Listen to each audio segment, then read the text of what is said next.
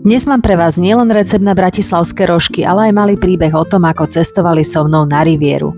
Najprv som ich však musela upiecť.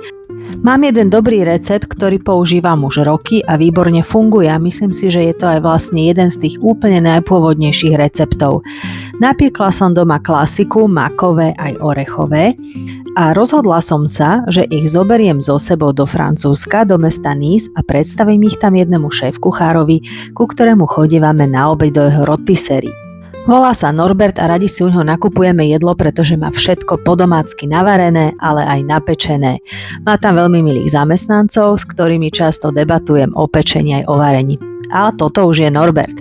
Priniesla som mu bratislavské rožky a povedala som mu, aby ich ochutnal. Že to je naša tradícia, vysvetlila som mu mojou lámanou francúzštinou, ako sa vyrábajú a v čom spočíva ich kúzlo.